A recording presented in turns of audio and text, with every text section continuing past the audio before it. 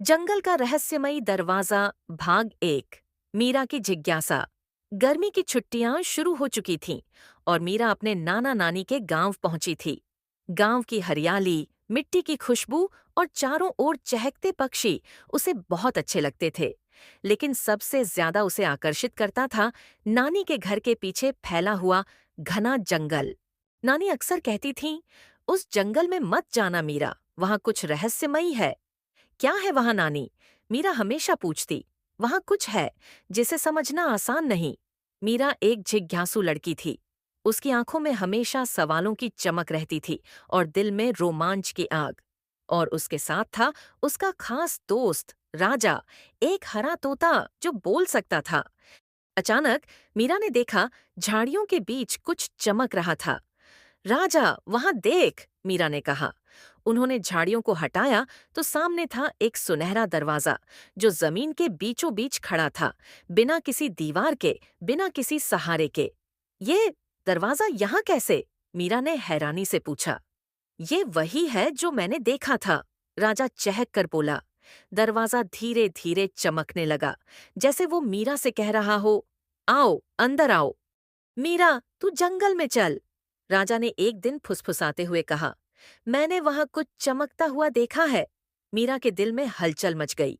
उसने ठान लिया, वह जंगल के रहस्य को जरूर सुलझाएगी। अगली सुबह जब नानी सब्जी लेने गईं और नाना अपने खेतों में थे, मीरा और राजा धीरे से पीछे के दरवाजे से निकल पड़े। जंगल का रास्ता घना और कुछ डरावना था, लेकिन मीरा के कदम रुक नहीं रहे थे। पेड़ों की शाखाएं जैसे कुछ कह रही थीं। हवा में एक रहस्यमयी सरसराहट थी। मीरा ने राजा की ओर देखा। तैयार हो? मैं तो हमेशा तैयार हूं, राजा बोला। मीरा ने धीरे से दरवाजा खोला। जादुई दुनिया और बूढ़ा बंदर। भाग दो। दूसरी दुनिया में कदम दरवाजा खुलते ही एक चमकीली रोशनी मीरा और राजा की आंखों पर पड़ी। दोनों ने कुछ पल के लिए अपनी आंखें बंद कर लीं। जब उन्होंने आंखें खोलीं तो खुद को एक बिल्कुल अलग दुनिया में पाया।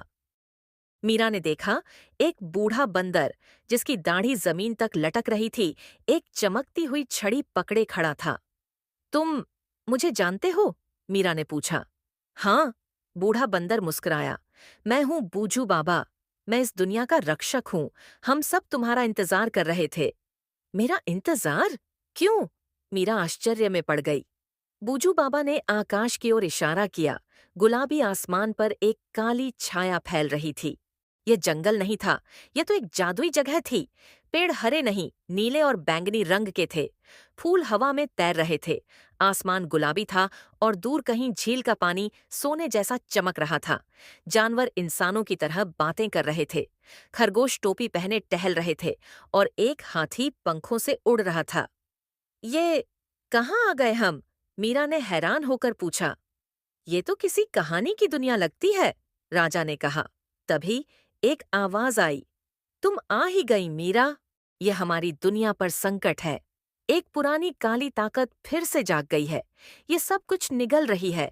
सिर्फ एक साहसी दिल, एक सच्चे इरादे और एक नन्हे योद्धा की जरूरत थी। और वो हो तुम, मीरा। मीरा डर गई। लेकिन मैं तो सिर्फ एक बच्ची हूं। सही कहा, बूजू बाबा बोले। लेकिन कई बार सच्ची ताकत उम्र में नहीं, दिल में होती है। तुम्हें 3 चुनौतियां पूरी करनी होंगी। हर चुनौती तुम्हें एक शक्ति देगी। जब तीनों शक्तियां तुम्हारे पास होंगी, तभी तुम उस काली छाया का सामना कर सकोगी। मीरा ने राजा की ओर देखा। राजा बोला, हम कर सकते हैं मीरा, चलो इस दुनिया को बचाते हैं। बूजू बाबा ने अपनी छड़ी से एक नक्शा निकाला और मीरा को दिया। यह पहला रास्ता है, बहते पत्थरों का पुल। चलो, समय बहुत कम है। मीरा ने नक्शा हाथ में पकड़ा और कदम बढ़ा दिए। 3 चुनौतियां। पहली चुनौती, बहते पत्थरों का पुल। मीरा और राजा नक्शे के अनुसार एक नदी के किनारे पहुंचे। नदी का पानी बहुत तेज बह रहा था और उसके ऊपर कोई पुल नहीं था। लेकिन जब मीरा ने ध्यान से देखा तो नदी में पत्थर तैरते हुए ऊपर नीचे हो रहे थे। ये ही है बहते पत्थरों का पुल, राजा फुसफुसाया। बूझू बाबा की आवाज हवा में गूंजी। हर पत्थर सिर्फ 2 सेकंड के लिए टिकेगा। अगर तुम अपना विश्वास बनाए रखो तो नदी पार कर सकोगी। मीरा ने गहरी सांस ली और पहला कदम बढ़ाया। पत्थर पर पैर रखते ही वह डगमगाया, लेकिन मीरा डरी नहीं। एक एक करके वह कूदती गई। हर बार समय से पहले अगला पत्थर पकड़ लेती। राजा उसके पीछे उड़ रहा था। शाबाश मीरा, तुम कर सकती हो। अंतिम पत्थर पर पहुंचते ही मीरा ने छलांग लगाई और नदी पार कर ली। उसी क्षण एक सुनहरी रोशनी उसकी हथेली में समा गई। यह थी साहस की शक्ति। दूसरी चुनौती, सच्चाई का झरना। अगला स्थान था एक गुफा, जिसके भीतर था सच्चाई का झरना। कहा जाता था कि जो इसके पास जाए उसे अपनी सबसे बड़ी सच्चाई का सामना करना होता है। मीरा झरने के सामने खड़ी हुई और पानी में उसका अक्स चमकने लगा। अचानक उस अक्स ने बोलना शुरू कर दिया।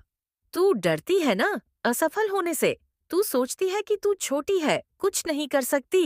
मीरा कांप उठी, आंखें नम हो गईं। लेकिन फिर उसने दृढ़ता से कहा, हाँ, मैं डरती हूँ, लेकिन डर के आगे ही जीत है। मैं कोशिश करूंगी, चाहे जितनी भी बार गिरूं। झरने की चमक और तेज हो गई। पानी से एक नीला प्रकाश उठा और मीरा के दिल में समा गया। यह थी सच्चाई की शक्ति। तीसरी चुनौती, चमकते पहाड़ की चोटी। अब मीरा और राजा पहुंचे एक ऊंचे पहाड़ के नीचे, जिसकी छोटी से रोशनी निकल रही थी। इस चोटी पर एक प्राचीन मंत्र लिखा था, जिसे सिर्फ दयालु दिल वाला ही पढ़ सकता था। चढ़ाई कठिन थी, तेज हवाएं, कांटेदार झाड़ियां और फिसलन भरी चट्टानें। लेकिन मीरा हर बाधा को पार करती गई। रास्ते में एक घायल खरगोश मिला, जो कांटों में फंसा था। राजा बोला, समय कम है, चलो। लेकिन मीरा रुक गई।